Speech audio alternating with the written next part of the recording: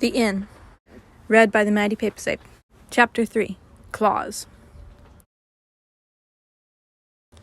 What you see and what you hear depends a great deal on where you're standing. It also depends on what sort of a person you are. C.S. Lewis. A large somebody pushed himself through the door, his bulk not allowing for a more graceful entrance. He was larger than anyone Polly had seen at the inn so far, and he barely fit. He looked rather like a bear, with shaggy brown fur and a round face. He was dressed like a businessman, but with the worst suit Poe had ever seen in her life. A light brown and mustard yellow plaid jacket over a burgundy shirt horribly garnished with an uncertain color tie, baby blue slacks, and a black barber's hat, which Polly didn't even know was possible. Mrs. Sticks didn't turn or discontinue her examination of the deep claw marks in the wallpaper, but said, "What is it, Grom? Do you need something?" Of course his name is Grom, Polly thought with a quiet snort. "I was just wondering if I may be of any assistance to the charming Miss Elif here. I heard a commotion earlier." Elif apparently didn't appreciate Grom's concern.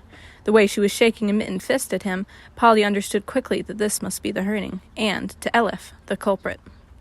"You dare to come back after what you've done, you big-footed, you gawka slave, you big broccoli, you—" "Elif, calm yourself," Mrs. Sticks said.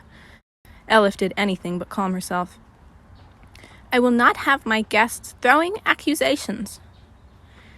She picked up a slashed onesie, blue with little smiling suns, and sniffed it. She sneezed again, and Lily said, "Bless you." "Thank you, child, but the scent is definitely not of herning, and besides, the claw marks don't match." Grom smiled and held up his paw. He had 4 short claws, not particularly sharp or deadly, and Mrs. Sticks motioned to the ruined wallpaper. The claw marks showed clearly 5 viciously long claws. Elif was seething, clearly not accepting the evidence. "This was no herning," the Flixer continued, much to Grom's pleasure and Elif's outrage. "This was a briar, and a strong one, too, to have kept itself so well concealed.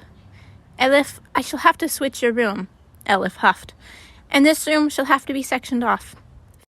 Fip, would you mind telling Brian what has happened? He should know." Fip nodded and left, his cobra hissing. "Grom, I would suggest you return to your room. Children," she looked at the 4 humans, who only half understood the situation, and nodded. "Stan shall look after you all right for now." At the door she turned and said to the irate duck, "Oh, and Elif, get Meepy to Dr. Howlsworth. He looks as though he needs it." End of chapter.